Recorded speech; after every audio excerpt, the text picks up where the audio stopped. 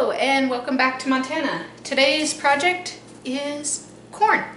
We freeze it on the cob, so let's get started and I'll show you how I do it.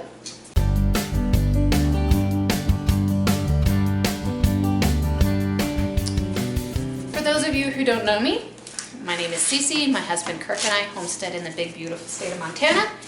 And growing corn in Montana can always be a little bit tricky. Some years it works out really good and other years not so much. But you do have to definitely do what is considered a short season corn. And when you do a short season corn, you get small corn cobs and you get short plants. And that's because everything is just has to grow so much faster in such a shorter period of time. And that's okay. That's okay. Honestly, I cannot remember if this corn was an heirloom or if this was a hybrid. There is a hybrid that grows really well for me, and I can't remember what I planted. That's okay. So, first thing I'm gonna do, obviously, is, that one did not turn out well at all. I'm going to husk. So, you can see some of them have some different sizes on them. Anyways, I'm gonna husk it. I don't know what you call it. Do you call it husking? Do you call it shucking, chucking, whatever? Kind of curious what you call it. I grew up back east and we always called it husking.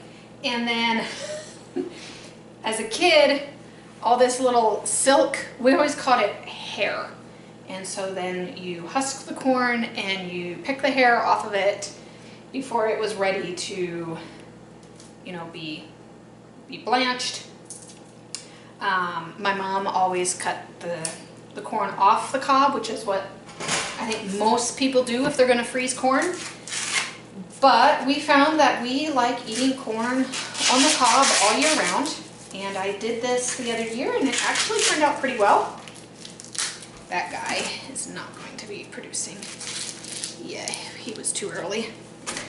Yeah, we found we like eating it like this, and I did it one time. The downside is it does take up a whole lot more freezer space. So if you're low on freezer space, freezing it on the cob is probably not your best option. These are also quite small that I will probably do enough that we can have more than one per meal. Oh, look at him. Ooh, I think he's worth saving. It's very interesting growing corn in Montana, I tell you what. But anyways, I am going to get this cleaned up.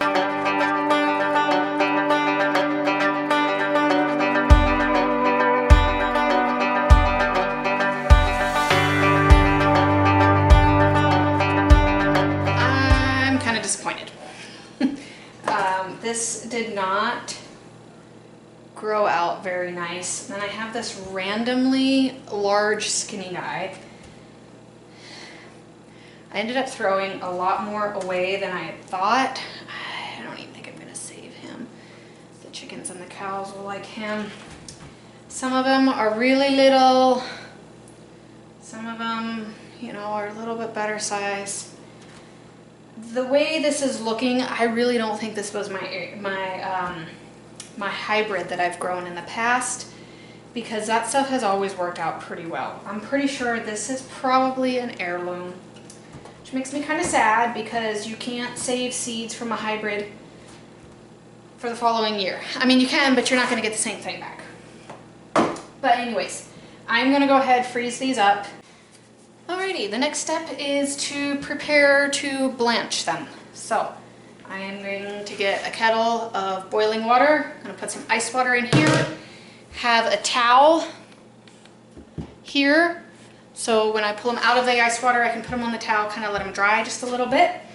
And then I will saran wrap them individually and then put however many I want in a gallon Ziploc bag and freeze them. So The mistake I did the first time is I had let them cook. You don't want to actually let them cook. You just want to blanch them. So once they're in the boiling water, like we're talking like a matter of seconds, a minute max of in the hot water, then throw them in the ice water, throw them on the towel.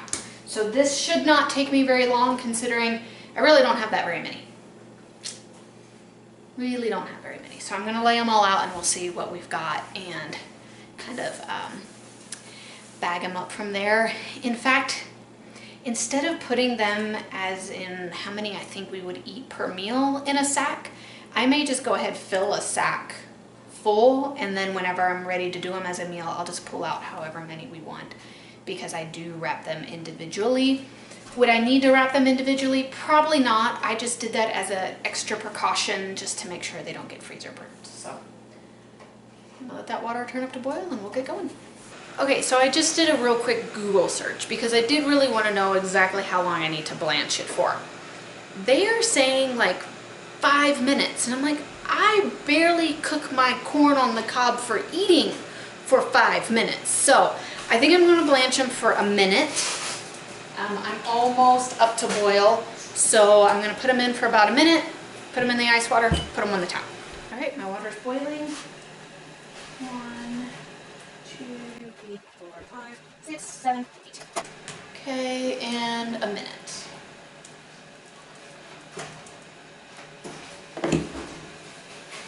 My water obviously quit boiling when you put it in there cold, but I'm still gonna just time it for a minute. The corn is wanting to float, so I just take this guy and I just push him down. I mean, they float again, but this way at least they're getting everything. Okay, minutes up.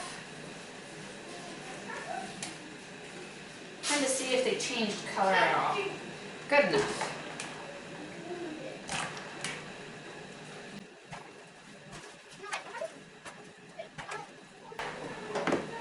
He's gonna be harder. He's not gonna want to lay down all the way.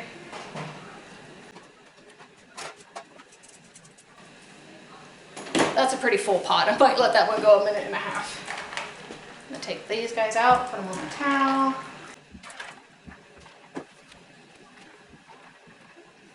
Here.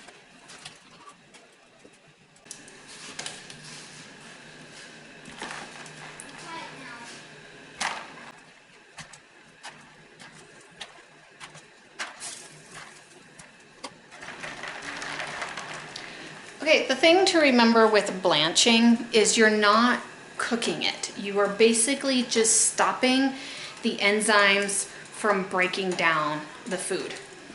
And then you put it in ice water immediately to stop the continuation of cooking in case you've gone, a little too far or whatever. So basically we're just trying to stop the natural breakdown.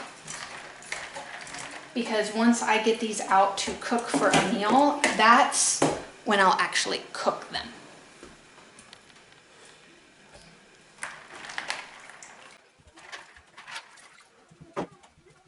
Okay, the next step I'm gonna do is I'm going to wrap every single one by itself in some saran wrap.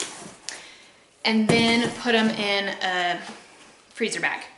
Would I have to do it like this? Probably not, but like I said, I do it as an extra precaution against freezer burn, and when I did this the other year, I don't ever remember having any of them freezer burned. So it seemed to have worked really, really well. So it's just a little time consuming, but it's really easy.